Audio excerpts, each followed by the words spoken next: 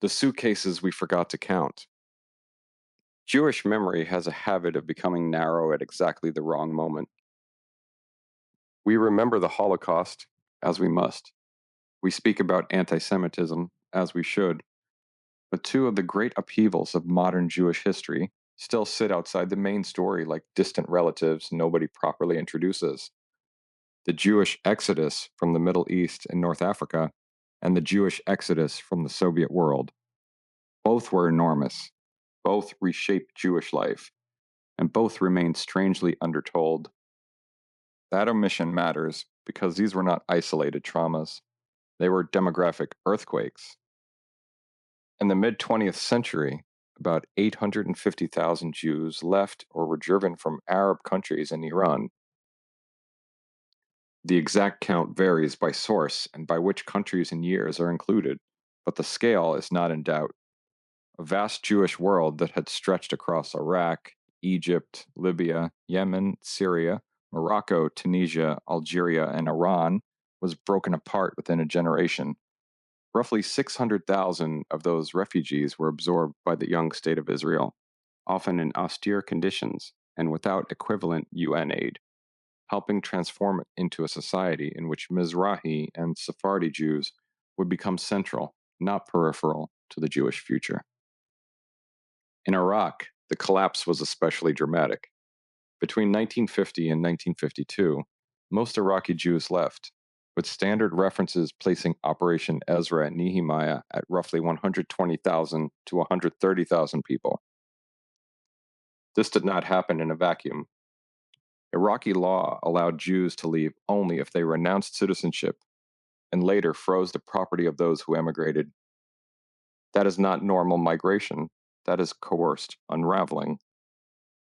In Yemen and Aden, Operation Magic Carpet brought approximately 49,000 Jews to Israel in 1949 and 1950. The community's departure unfolded amid insecurity, communal collapse, and mounting pressure, even if later memory often retold it in the language of miracle alone. Miracles are lovely. Context is still useful. In Egypt, the Suez Crisis of 1956 accelerated a brutal rupture. Jews were arrested, property was sequestered, and expulsions were carried out under the logic that Jews were suspect, foreign, or tied to the enemy. The numbers require care, but the pattern does not. The state turned on a historic Jewish community and made continued life precarious or impossible for many. In Libya, anti Jewish riots during the Six Day War in 1967 pushed the remaining Jewish community toward evacuation, largely to Italy. In Algeria, most Jews left around independence in 1962, though that case was shaped not only by anti Jewish hostility, but by decolonization, fear, violence, and the community's legal incorporation into French civic life. Not every country followed the exact same script, but the ending was hauntingly similar. Ancient Jewish communities emptied out, and they did not leave empty handed emotionally, even when they were forced to leave nearly empty handed materially. Across the region, Jews left behind homes, businesses, bank accounts, synagogues, schools, cemeteries, and communal assets, much of it confiscated or never restored. The value of those losses has been estimated in the tens of billions of dollars, and in some recent adjusted estimates, much higher. That last point matters because accuracy matters. The MENA exodus should not be flattened into one slogan. In some places, state anti-Semitism clearly played a direct role. In others, Arab nationalism, decolonization, riots, legal discrimination, war, and fear were all braided together. But if we are honest, it was complicated, cannot be allowed to become, it was minor. It was not minor. It remade the Jewish people. Then there is the Soviet story, which is often remembered as a Cold War protest campaign instead of what it actually was: a long state effort to constrict Jewish life, criminalize Jewish national attachment, and punish Jews who insisted on leaving. The chronology matters here. Soviet Jewish emigration did not arrive as one clean wave from 1948 to 1991. For many years, emigration in significant numbers was nearly impossible. That changed in stages.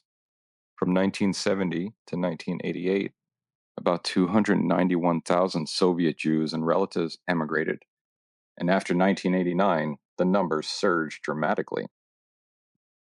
In other words, this was one of the great Jewish migrations of the modern era. Before that migration came the squeeze. Soviet authorities did not simply dislike religion in general and happened to annoy Jews on the side. Jewish cultural and national life came under sustained pressure. Hebrew study was heavily suppressed. Jewish religious expression was tightly constrained. Institutions were monitored, narrowed, repurposed, or shut down. Even where Yiddish institutions were permitted, they were often stripped of genuine Jewish content and placed firmly under state control. The message was classic totalitarianism. You may exist, but only in a form we approve of. And then came Soviet anti-Zionism, that wonderfully Soviet trick of pretending to attack an idea while making life miserable for the people associated with it. State anti Zionist campaigns in the USSR were not some campus hobby horse with tote bags and bad poetry. They were organized, public, state backed, and tied to broader suspicion of Jewish peoplehood and Jewish links to Israel. The Jew who wanted to remain recognizably Jewish or who wanted to leave for Israel was no longer merely inconvenient. He became politically suspect. The word refusenik was born from that cruelty. Jews who applied to emigrate to Israel and were refused often paid dearly for it. Surveillance, loss of employment, harassment, prison, labor camps. Natan Sharansky became famous not because the Soviet system tolerated dissent, but because it punished a Jew's desire for freedom as though it were treason. The ugliest Stalinist episodes revealed the pattern early. The anti cosmopolitan campaign involved the firing or demotion of thousands of Jews. The Doctor's Plot of 1953 was a fabricated conspiracy case against mostly Jewish doctors. When a regime repeatedly turns Jews into suspect carriers of foreign contamination, it can call that anti-Semitism, anti-cosmopolitanism, or Tuesday. Jews know the tune. So, what links the MENA exodus and the Soviet exodus? Not sameness. History is not a photocopier. The Arab world was not the USSR. Baghdad was not Moscow. Libya in 1967 was not Ukraine in the 1970s. But in both stories, Jewish continuity became a political problem. In both, Jewish identity could be recoded as disloyalty. In both, attachment to Zion could be used as accusation, pretext, stigma, or sentence. In both, Jews learned again that the state often prefers the Jew private, silent, and severed from peoplehood. And yet, these exoduses still float at the margins of public memory, partly because the Holocaust became the central moral language through which much of the world learned to think about Jewish suffering. That is understandable, but a Holocaust only model leaves little room for the destruction of Jewish life outside Europe, partly because the word anti Semitism, though necessary, is too blunt to explain every mechanism. It describes the hatred, but not always the machinery. It does not fully capture what happens when anti Zionist ideology becomes state policy, when Jewish peoplehood itself is treated as subversion, and partly because Jewish memory itself got partitioned.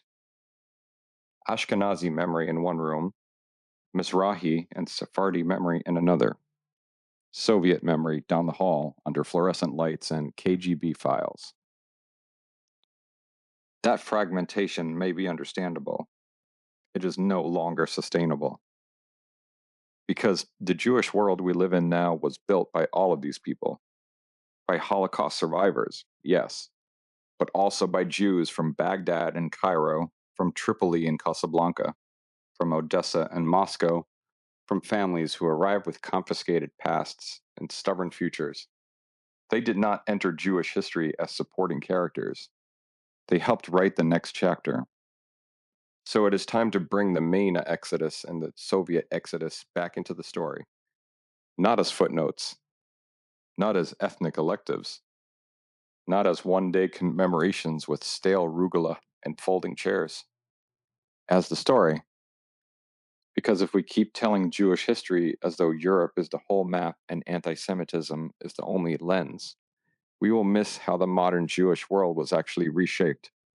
And when Jews forget how our world was rebuilt, our enemies are always happy to explain it for us, sadly. We have had enough of other people explaining Jewish history to Jews, especially when that explanation erases the suitcases we carried from Baghdad, Cairo, and Moscow. Time to unpack the suitcases and place them side by side in the same room of Jewish memory. If you enjoy my writing, support me by buying my book, Screaming into the Void, available on paperback or Kindle on Amazon.com.